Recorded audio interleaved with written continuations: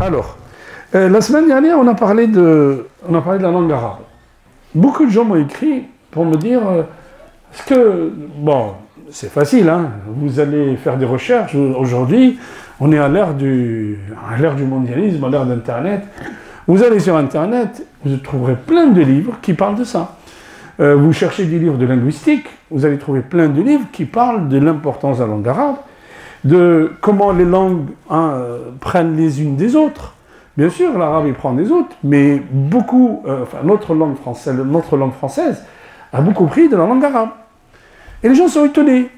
Tu sais que le mot, alors les gens me disent, tu peux nous citer des noms, mais c'est simple, hein, tu tapes sur Internet et tu vas trouver des listes entières de mots qui sont d'origine arabe. Tu sais que jupe, par exemple, ça vient de Djubba.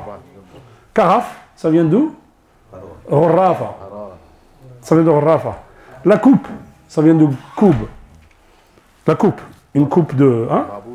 Babouche, oui. Le barkouk, abricot. Qu'est-ce qu'il y a encore? Adobé, alambic. Kahwa. Kahwa vient de kahve en turc. C'est les Turcs qui ont introduit le kahwa en Europe. C'est vrai que les Turcs, ils ont fait le siège de Vienne en 1683, je crois.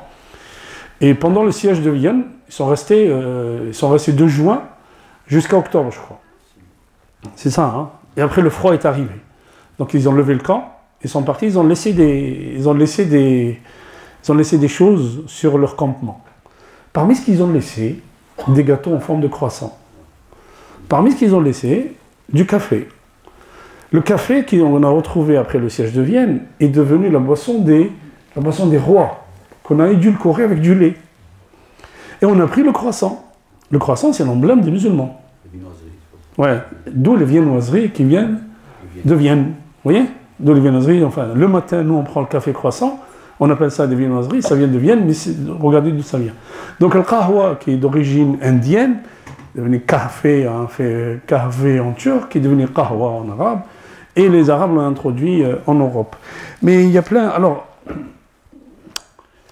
vous savez d'où vient le mot bardo? Le mot bardo vient de Baral. Vient de Brel. Bardo vient de Brel. Voilà, c'est tout ce que j'ai à dire. Algèbre, alcool. Arrête de rigoler. L'alcool, ça vient d'où? Min alcool. Savon, ouais, savon. Alors, alcool, il y en a qui disent ça vient de la fiha raoulun. Le raoul, il y en a le kohol. Il y en a qui disent non, c'est la distillation, si vous voulez. Kohol, taqtir. C'est ça le kohol. L'algèbre, c'est d'où vient l'algèbre? Voilà, l'algèbre vient quand quelqu'un se casse le bras. On réduit la fracture. Et en fait, Al-Khawarizmi, quand il a mis ses équations, pour essayer de trouver la solution des équations, et réduisait les équations. D'où le mot algèbre. Et il n'a pas été traduit. Et en fait, il y a beaucoup de mots arabes qui sont arrivés en Espagne. L'Espagne était musulmane pendant 8 siècles. Et la philosophie, les Platon et Socrate et tout, ont été traduits de l'arabe au castillan, ou de l'arabe au latin, et ils ont été introduits en Europe. Du latin à l'arabe. Non, les Arabes ont pris la philosophie grecque et l'ont traduit en arabe, ils ont été traduits en latin, et après, c'est ça, hein, je pense. Hein. Ouais. Et le siège des traductions était Tolède. Et aujourd'hui, vous avez des gens qui s'appellent Toledano, par exemple. Il vient de Tolède. Et Tolède, il y avait beaucoup de juifs à Tolède. Et qui travaillaient avec les Arabes dans la traduction de l'arabe à... Quand Ferdinand de Castille a pris Tolède, ils ont tous fui. Tout le monde est parti. Ça, c'est l'histoire. Hein. C'est pas... Moi, j'invente pas. C'est l'histoire qui le dit. Qu'est-ce que je voulais vous dire? Oui, autre chose. Il y a un philosophe célèbre, c'était un rabbin aussi, qui s'appelle Maïmonide, et qui était contemporain avec Averroès, Ibn Rushd. Ibn Rushd qui a répondu à l'imam al-Ghazali, qui a écrit Tahafut al-Tahafut. Le Ghazali, il a écrit Tahafut al-Falasifa, et Ibn Rushd, il a écrit Tahafut al-Tahafut. Il était très ami avec Maïmonide. Maïmonide écrivait en hébreu, en lettres arabes. Quand vous rentrez à la maison, tapez Maïmonide, vous allez voir. Il écrivait en hébreu, en lettres arabes. C'est pour vous dire, en fait, quand on nous dit on va arrêter d'enseigner l'arabe, marhaba. Nous, on n'a pas demandé à ce qu'on ramène des gens d'Algérie et du Maroc pour faire imam ou pour faire apprendre la langue arabe. Il faut apprendre l'arabe autrement, je pense.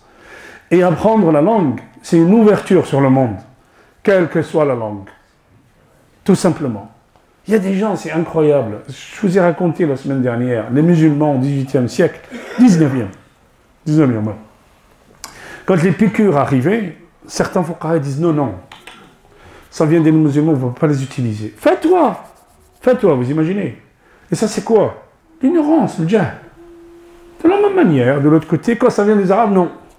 Halal, il pense qu'il est en train de manger musulman.